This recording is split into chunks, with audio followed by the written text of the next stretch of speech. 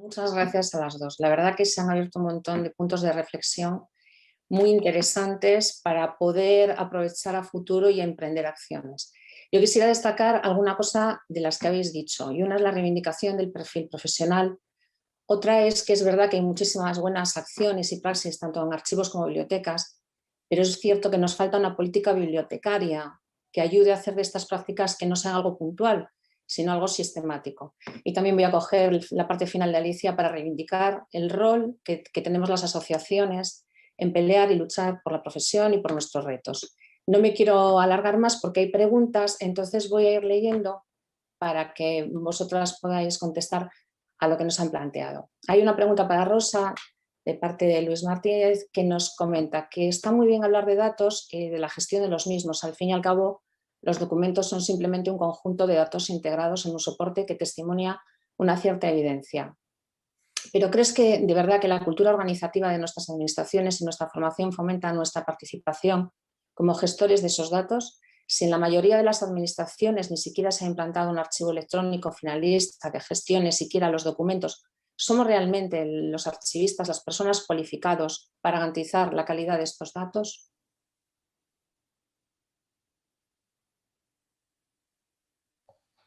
Ya, que estaba activando el micro. Buenos días, Luis.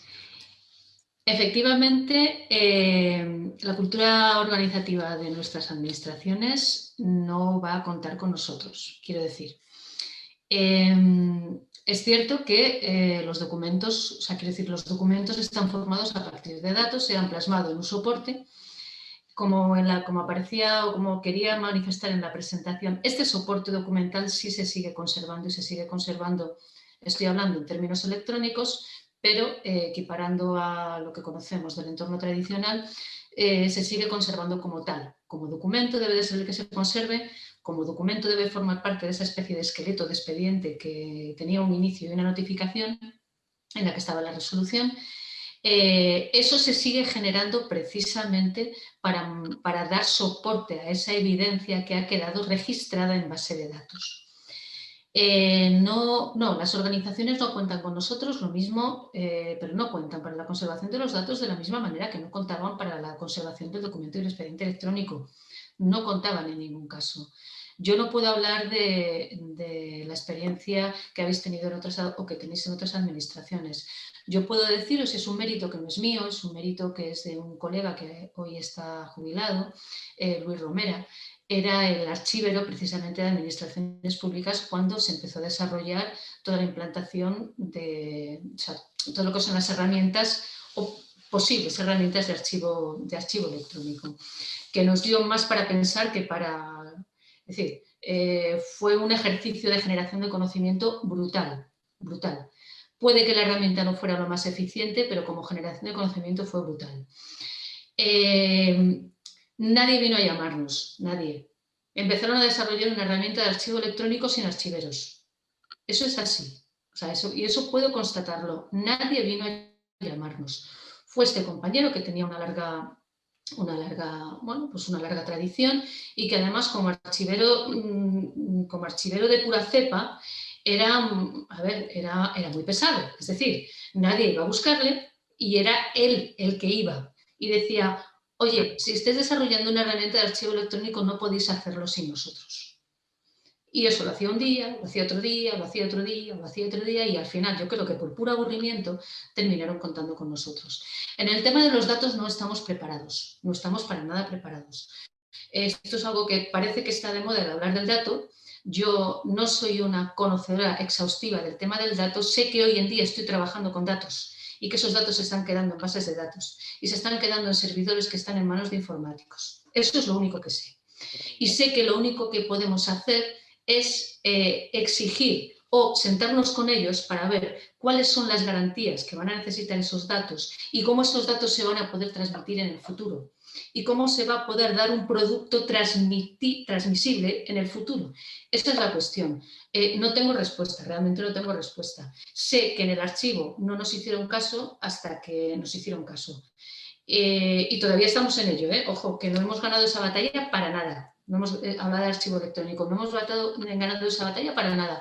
Pero por lo menos saben que nos están desoyendo. Es decir, quiero decir, ahí podemos generar un poco de conciencia, por lo menos al respecto. Con el tema de los datos es un reto que tenemos que afrontar, pero los propios informáticos, el propio Esquema Nacional de Interoperabilidad no tiene ni una sola norma técnica de interoperabilidad que hable de cómo se conservan y se mantienen bases de datos a futuros, no lo hay. Entonces, es un tema que tenemos que abordar entre todos. La realidad, hoy no estamos preparados, estoy completamente de acuerdo. Muy bien, Rosa. Una pregunta para Alicia. Nos plantea Eugenio si nos hemos centrado demasiado en la inmediatez del momento y de captar la idea más novedosa, y es quizá el motivo por el que falta reflexión y estudios serios. Hombre, yo estoy de acuerdo, totalmente de acuerdo con Eugenio. De hecho, es una de las cuestiones no- que evidencia totalmente la falta de reflexión. Aquí voy a utilizar también a otra persona que creo que tiene una visión muy importante que es la presidenta de la biblioteca, de la Fundación Biblioteca Social, Adela Dalós, que una de las frases es: y las bibliotecas tienen que hacer macramé. Es lícito, ¿no?, que haya bibliotecas que hagan cursos de macramé. Y entonces ella misma decía, pues depende. O sea, hacer cursos de macramé, por llenar la biblioteca, no tiene ningún sentido. Pero si el curso de macramé es una fórmula para conseguir que se adquieran una serie de habilidades, conseguir que se adquieran una serie de inclusión, pero obviamente todo esto hay que reflexionarlo y hay que contextualizarlo. Yo estoy completamente de acuerdo. O sea, ahora mismo otra de las líneas de trabajo es todo lo que es los makerspaces, los laboratorios y todo. O sea, estamos de verdad preparados. ¿Qué necesitamos, ¿no? O sea, que es estupendo y que es fantástico. O sea, que las bibliotecas son herramientas de transformación o con capacidad de transformación y de innovación social, por supuesto, pero hemos de contextualizarlo y hemos de prepararlo. No todas las comunidades están preparadas. En el libro de David Lankes, una de las cosas que dice, que a mí me gusta mucho, es esto, ¿no? Es decir, las comunidades tienen problemas, las comunidades tienen retos y las comunidades tienen sueños. Y la biblioteca tiene que responder a ese espectro, ¿no?, de los retos, de los problemas y de los sueños. Por eso no vale no hacer reflexión, no vale hacer la moda, ¿no? Si no, haríamos Starbucks. Todas las bibliotecas fueran iguales, pues hacemos Starbucks y no hacemos bibliotecas. Y justo ese es el punto donde se evidencia más desde esta reflexión el que no contextualizamos y que no nos paramos a pensar. Decimos, esto hay que hacerlo y hay que hacerlo porque es lo cool. Pues no es así, no va de eso, ¿no? Va de sentarnos, de tener la formación, de saber hacerlo. Lo estaba comentando Rosa ahora mismo también en su respuesta. Es decir, no sé si soy experta de datos, no sé si soy experta pero lo que estoy viendo es que esto se va de las manos, ¿no? Tenemos que sentarnos y ver cómo lo atajamos. Muy bien, Alicia. Rosa, hay una pregunta también de María para ti que nos dice: ¿entiendes entonces que los archivos históricos provinciales y territoriales de todo tipo están destinados a limitarse a conservar la documentación en papel, ya que los datos que se están generando ahora estarán en servidores centralizados? Y más todavía, que nuestros actuales tipos de archivos cambiarán en breve desde que se generalice la tramitación electrónica. Esto es uno de los riesgos. Yo no sé si esto va a suceder o no va a suceder, pero es un riesgo real que ya existe. Es decir, ahora mismo, por lo menos en mi caso, hablo de la Administración Central. Toda la documentación que se está generando en electrónico, bueno, evidentemente no se está transfiriendo a ningún sitio. No se está transfiriendo, pero claro, no se está transfiriendo a un archivo histórico provincial, pues porque tampoco está preparado, pero porque tampoco se está transfiriendo a ningún archivo. Pero en histórico provincial ni de la dirección general correspondiente no se está transfiriendo a ningún archivo. En el caso en que esa documentación quedara, digamos, bajo la gestión, bajo el gobierno, bajo la administración de profesionales de archivos, no lo sé. No lo sé porque esto es una cuestión que yo siempre me he planteado. O sea, que yo llevo planteándome en estos últimos tiempos. Eso está ahí. O sea, es decir, ahora mismo los expedientes no están saliendo de los repositorios y de los catálogos de documentos y de los servidores de las aplicaciones. No están saliendo de ahí.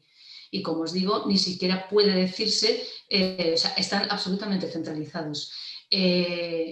yo no creo que lo que es el sistema archivístico en ese sentido, creo que va a cambiar. Creo que de alguna manera va a cambiar. Si existieran los mecanismos para que se pudiera, digamos, transferir o traspasar el perfil del responsable de la conservación de esos expedientes, podría ser, pero yo hoy no veo que se esté ni siquiera intentando. No lo veo. Muy bien. Una pregunta más para Alicia que plantea Jaime Capilla, que nos pregunta: ¿qué dificultades encontráis para desarrollar proyectos de carácter social y comunitarios a la hora de crear espacios de reflexión ciudadana, generación de conocimiento conjunto, laboratorios? Pues mira, aquí nosotros tenemos una... aquí hay muchas patas para esto. Básicamente te diré que hay profesionales comprometidos, que lo consideran, que han trabajado y que tienen muchísima experiencia en este ámbito. Pero te diré que creo que el principal inconveniente es la visión que se tienen de ellos, tanto por lo que hablábamos de la relevancia social, ¿no? La visión que tienen tanto los políticos como las personas, ¿no? los ciudadanos. O es un sitio sacra santorum, no se puede hablar, todo no se puede tocar, todo tiene que ser maravilloso, todo tiene que ser estupendo y está todo colocadito y ordenado, y es un sitio para almacenar. Entonces todo esto rompe con la idea de lo social, que requiere el ruido, la reflexión, el espacio, el movimiento. Claro, entonces yo creo que una de las cuestiones, más allá del compromiso de algunos profesionales de verdad que están haciendo proyectos interesantísimos, yo creo que también pasa por esa visión de la biblioteca. A mí, hace muchos años tuvimos también una discusión en Twitter con Ana Carrillo, con alguna gente de la Politécnica, en la que también estaba yo, sobre eso, ¿no? Entender de verdad la biblioteca como ese hub que conecta a las personas, a las asociaciones, al tejido civil. Es que es importantísimo, o sea, esa parte de reconocimiento, pero también la parte política. Justo os decía, estamos probando una reunión con la Federación Valenciana de Municipios y Provincias donde queremos reflexionar con los concejales, ¿vale? ¿Qué es cuál es el modelo de biblioteca que nosotros entendemos, esos 4 ejes de la formación, la identidad, la cultura, es decir, esos 4 ejes de lo que es de verdad un servicio de biblioteca, la cohesión social, ¿no? Y cómo lo están viendo ellos, porque en los programas electorales creo que no hace falta que os lo diga, ¿no? Contenedores de libros y sitios para estudiar, que sí, pero no es esto. Entonces, para de verdad ver ese papel social, hay que superar el contar esa experiencia tan bonita de esta persona, salir de esa parte tan de corazón y sistematizar este tipo de servicios. Yo creo que ahí es donde está la clave. Bueno, tengo que ir terminando, hay más preguntas, pero voy a intentar hacer 2 más. A ver, tanto para Alicia como para Rosa, ¿los trabajadores tienen voluntad en estos retos tecnológicos? Estamos ante plantillas exiguas, sin relevo generacional, que bastante hacen con el trabajo del día a día, y establecer nuevos escenarios acarrea un esfuerzo extra. Eso lo he dicho yo, justo eso lo he dicho yo, diciendo que ya sé que estamos en nuestro día a día, ya sé que se nos come la burocracia, ya sé que se nos come todo, pero tenemos que darnos cuenta de que si como profesionales queremos seguir ahí, hemos de intentar incentivarlo y motivarlo. Y ahí también hay un papel de las asociaciones y hay un papel de los propios profesionales en individual, como de la propia administración. O sea, aquí también los sistemas, no sé, pues Gobierno, Xunta de Galicia, las diputaciones, quieren tener profesionales preparados y potentes al frente de sus servicios, tienen que también trabajar por ahí. Esto para mí es una... No tiene que, por eso os decía, no tiene que depender exclusivamente del voluntarismo. O sea, hace muy poquito en una conversación alguien me dijo, no, si bibliotecarios estuvo a punto de desaparecer. ¿Por qué? Porque no hay colaboración, no hay apoyo. Entonces al final uno se cansa y se ha acabado. Eso es lo que no podemos permitirnos. Eso era un poco también la reflexión que yo quería transmitir con lo de los espacios de reflexión, que hemos de exigir también ese espacio y que no sea una tarea extra, sino que sea parte de la tarea. Y con lo de la jubilación, justo ahora vamos a estar en un momento muy, muy, muy interesante. Se abren de unos años ahora mismo en todos los ámbitos, en el relevo generacional, un ámbito donde esta reflexión es súper importante. Bueno, es que no podemos continuar porque si no romperíamos el programa. Quiero en primer lugar agradecer tanto a Alicia como a Rosa sus aportaciones de hoy y quisiera cerrar con tres aspectos que han aparecido en el chat, aunque no podamos profundizar en ellos. Uno nos lo plantean en torno al tema de la formación, Trinidad Gancedo, en el sentido de que tenemos que tener una formación actualizada, quizás las asociaciones tengamos que tener un rol protagonista. Y también queríamos, también Alberto nos comenta, Alberto Llano, que profesionalmente las bibliotecas pequeñas, en este caso todo lo que tenga que ver con archivos y bibliotecas municipales, y es cierto, todo lo municipal está en una situación lamentable donde los políticos tendrían que dar un paso adelante, porque somos realmente los peores, los últimos de la cadena. Y terminar con la reflexión también de Luis, que nos comentaba, es posible dejarla abierta porque no podemos ya dar más salida, es posible que actualmente el Ministerio de Cultura sea incapaz de dar respuesta a los nuevos retos del conocimiento en medio de una progresiva frivolización de una cultura meramente de consumo de masas. ¿Piensa el asociacionismo romper esa barrera territorial y actuar realmente en común y hacer su propia política? ¿O dónde están los gobiernos, no?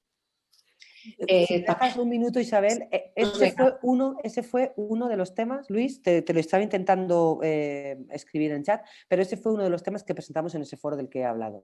Es decir, nos andamos diciendo, ¿qué narices pasa? O sea, aquí en el mundo digital no están las competencias territoriales. No me podéis decir que las competencias bibliotecarias son de los municipios. Igual que habéis hecho el catálogo de patrimonio bibliográfico, la Biblioteca Digital Hispánica y todos esos proyectos, ese espacio, por ejemplo, en eso que planteas, para mí es el espacio clarísimo de la colaboración y de la cooperación de las administraciones. Muy bien, y ya por último tomo la última reflexión de Elena, en tanto que a veces no solamente los servicios se miden en temas cuantitativos, sino que también en un aspecto cualitativo muy importante y es el que probablemente también le da más sentido a nuestros servicios. Nada, agradecer de nuevo y para no alargarnos demasiado, nos tomamos un descanso de 10 minutitos para poder seguir con el programa.